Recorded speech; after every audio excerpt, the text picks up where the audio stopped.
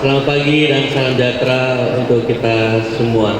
Puji syukur kita panjatkan kepada Allah Subhanahu wa taala, kita masih diberikan kesehatan dan rahmatnya dapat berkumpul dalam acara tadi penyerahan TEDQUAL Tourism Education Quality dari UNWTO, dan yang kedua adalah launching dari SBM STAP.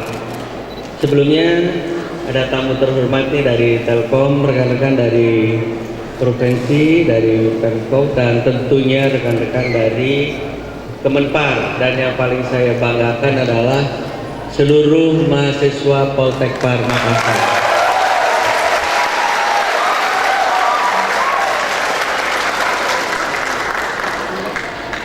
Tadi SBM STAP udah tahu lebih mudah aksesnya, jadi kalau disingkat PAS itu STAP itu seleksi bisa milih 4 perguruan tinggi yang ada di kita, tesnya bisa di mana saja, lalu area untuk tesnya boleh di mana saja, jadi kita, dan pilihannya boleh apa saja. Nah itu, jadi akan sangat mempermudah teman-teman. Jadi orang dari mana saja memilih, akses di mana saja boleh, tesnya di mana saja boleh, pilihannya di mana saja boleh. Itu kalau Anda singkat dari STAP tadi. Jadi seleksinya dari mana saja, tesnya di mana saja, aksesnya dari mana saja, dan pilihannya apa saja. Untuk lebih mudah menghafal, apa sih kelebihannya dari SBM STAP? SBM sebenarnya terinspirasi dari SBMPTN, seleksi bersama masuk perguruan tinggi. Jadi saya selalu harus menyamakan kita dengan yang terbaik. Saya tidak bisa tentu mengungguli perguruan tinggi negeri yang terbaik, tapi minimal kita akan mengarah ke sana. Jadi sistemnya. Namun untuk kepariwisataan yang terbaik pasti perguruan tinggi di bawah Kemenpar. Nah itu boleh. Kalau ini boleh adu saya sama Pak siapa, Mendikti ya. Karena untuk rekan-rekan ketahui, media terutama ini yang penting agar disampaikan kepada anak-anak muda di Indonesia, lulusan perguruan tinggi di bawah Kementerian Pariwisata itu 100% diserap oleh pasar bekerja.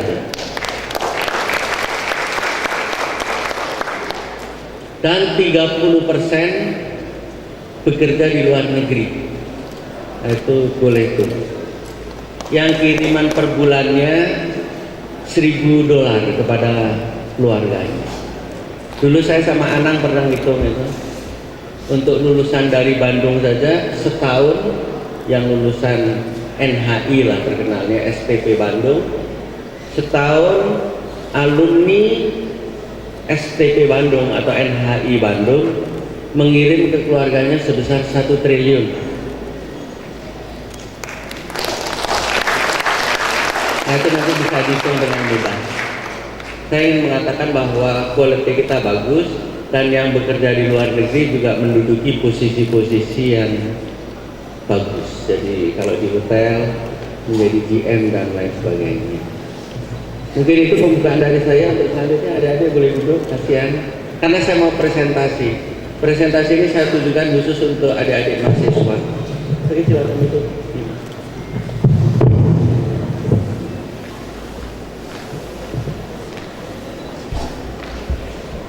Mohon nanti presentasi ini adik-adik jadikan untuk standar ya. Kalau mau presentasi minimal seperti ini. Di mana posisi Indonesia dibandingkan negara-negara lain di dunia. Kalau Anda dari STP, Poltekpar, di mana posisi Poltekpar dibandingkan dengan perguruan tinggi di dunia. Itu jauh lebih penting daripada kita menceritakan, oh saya tadi sudah mengerjakan ini itu nggak penting untuk orang lain, sama sekali tidak penting. Kamu mau kerja itu atau apapun itu urusanmu. Tapi yang akan didengarkan orang adalah perbandingan kita dengan luar. Oleh karenanya biasakan kamu mahasiswa juga biasakan membandingkan dirimu dengan perguruan tinggi di luar. Mulai biasakan membandingkan Poltekpar Makassar dengan STP Bandung. Kalahkan tuh STP Bandung.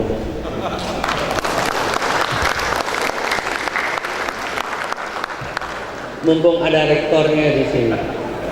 Otherwise kamu kalau inward looking merasa kamu hebat padahal sama sekali tidak. Nanti kamu tahu Poltekpar Makassar kalah jauh dengan STP Bandung.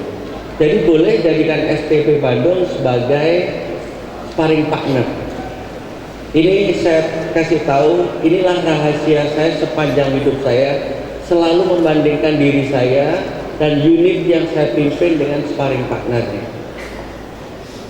Makanya saya selalu menjadi yang terbaik.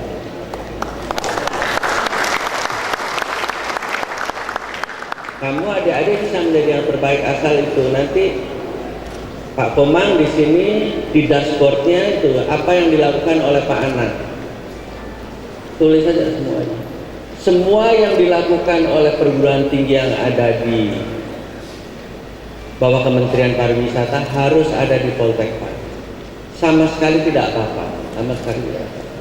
Cara terbaik menjadikan unit yang kamu pimpin menjadi yang terbaik, cara tercepat itu adalah dengan benchmarking. Jadi jangan malu-malu mengambil. Ingat kata-katanya Jack Welch, nih not invented here. Sesuatu itu tidak harus ditemukan di sini, tetapi kita boleh mengimplementasikannya. Itu mungkin satu saja ilmu yang saya berikan ke adik-adik, terutama bagaimana untuk menjadi yang terbaik dengan cara benchmarking, melihat best practices apa yang sedang dilaksanakan di dunia. Oke, next. Terus, saya kasih tahu aja. Filosofinya lebih penting banget. Situasi strategis atau perbandingan-perbandingan di dunia atau konteks itu jauh lebih penting daripada capability kita. Mungkin kamu nggak ngerti maksud saya, tetapi saya katakan gini, kalau kita mengelola satu bisnis selalu bandingkan dengan rata-rata pasarnya, marketnya. Bandingkan yang utama adalah dengan musuh utamamu nanti. Nanti saya akan kasih contoh sehingga kita selalu menera diri kita itu berada di mana. Oke, next. Nah ini angka tidak penting tapi pemikiran lebih penting.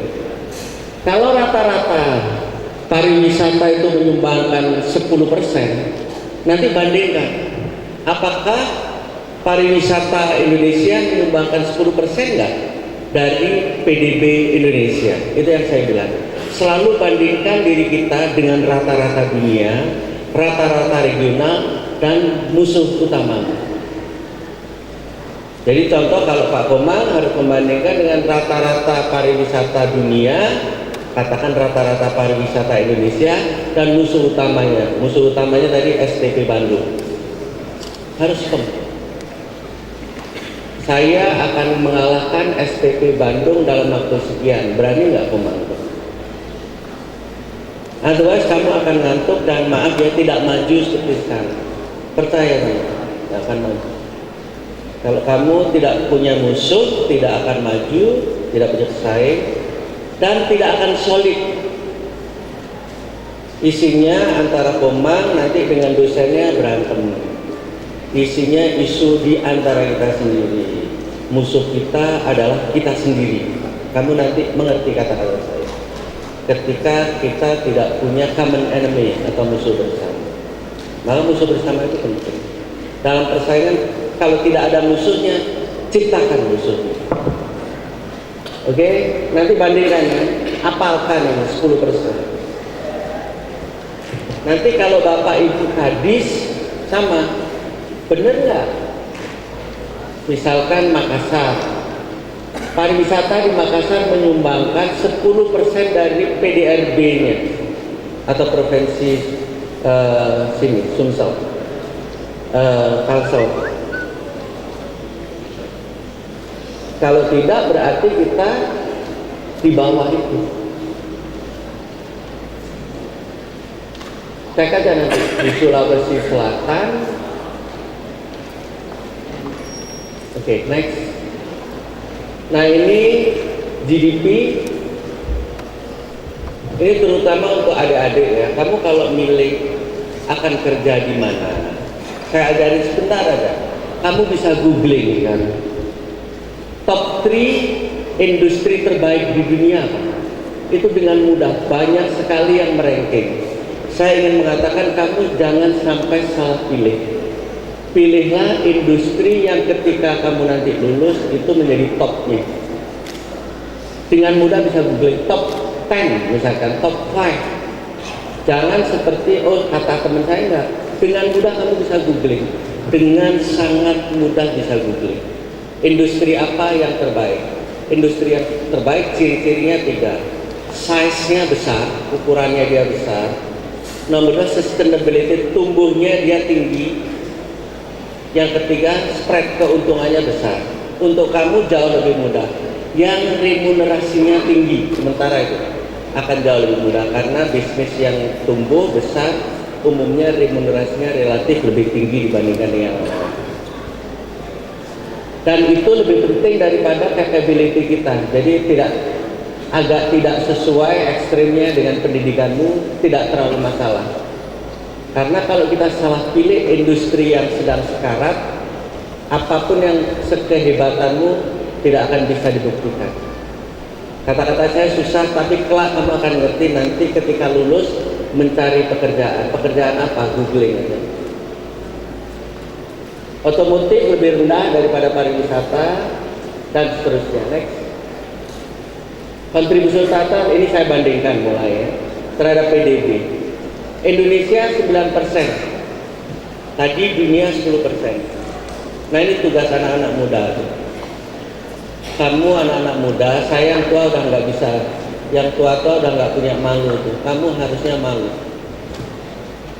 Indonesia itu kontribusi pariwisatanya hanya 9% dibanding dengan tadi dunia 10%. Kita di bawah rata-rata dunia. Sudah di bawah rata-rata dunia, di bawah musuh utama juga, Malaysia. Oh ya, saya belum bilang ya, musuh utama kita Malaysia. Jadi mohon maaf kalau ada perwakilan Malaysia, Anda saya jadikan musuh utama. Lihat, Malaysia 16%. Lalu berikutnya Thailand 20%. Ini banyak pemain di pariwisata. Itulah hasil kerja Anda selama bertahun-tahun ini telah menempatkan Indonesia berada di posisi bawah. Mengapa? Karena tidak pernah membandingkan dengan yang lain dan kita rela menjadi bangsa pecundang. Kalah terus menerus kalah. Puluhan tahun ini kita seperti itu. Adik-adik dengerin ya, kamu anak muda, idealisme tinggi, inilah posisi bangsamu seperti ini. Next. Untuk employment, pariwisata bagus lah gitu. Next. Kontribusi travel and tourism terhadap kesempatan kerja Indonesia bagus di sini, ranking 5. Next. Tetapi kalau seluruh industri employment kita nomor 104. Next. Perbandingan devisa pariwisata. Ini langsung. Pakai yang 2013 saja lebih mudah dihafal. Indonesia 10 miliar dolar. Yang nomor 9 di Indonesia. Malaysia nomor 3, anggap aja 20 miliar dolar. Thailand 40 miliar dolar. Kesimpulannya di atas itu. Penerimaan devisa pariwisata Indonesia hanya setengah Malaysia dan seperempatnya Thailand. Ya, anak muda-muda itu posisi negaramu di situ. Kelak kalau kamu lulus bekerja, jangan seperti kita lagi orang tua. Anda tahu ya anak-anak muda, potensi kita jauh lebih baik daripada Malaysia. Tapi kita kalah jauh dari Malaysia. Next. Itu tadi harus kita simpulkan dan kita harus berani.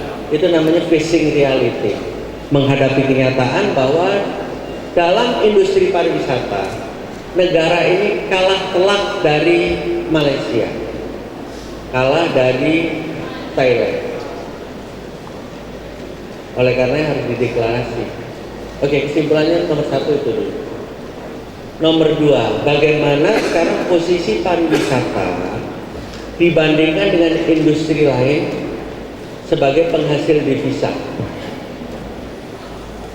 Tahun 2014, ini nggak terlalu kelihatan mungkin, minyak dan gas bumi oil and gas 30 miliar dolar, batu bara 20 miliar dolar, CPO minyak kelapa sawit 17 miliar dolar, pariwisata nomor 4 11 miliar dolar. Namun di dalam bisnis yang lebih penting itu bukan performansi tetapi proyeksi. Ternyata tahun 2015, ngadep ke sini boleh ya, minyak dan gas bumi dari 30 miliar turun menjadi 18 miliar dolar, turunnya 40%, sisanya hanya 60%. Batu bara turun dari 20 menjadi 18, turun 20% dia. Kelapa sawit juga turun, satu-satunya yang naik adalah pariwisata, nanti itu sekitar 12 miliar. Jadi seperti saya katakan, kalau kita bisnis yang penting adalah proyeksinya, bukan performansinya. Kamu kalau anak-anak muda, saya kasih contoh, WhatsApp itu yang kamu pakai, WhatsApp itu buatan Yan Kaum, dibeli oleh Zuckerberg yang buat Facebook, nilainya 20 miliar dolar. Padahal pendapatan WhatsApp itu hanya 20 juta dolar. Jadi dibelinya 1000 kali lipat. Dan WhatsApp adalah perusahaan yang rugi. Pertanyaannya, mengapa perusahaan yang rugi bisa dibeli dengan mahal oleh Facebook? Karena Facebook melihat masa depannya, proyeksinya, bukan performansinya. Agak susah ya.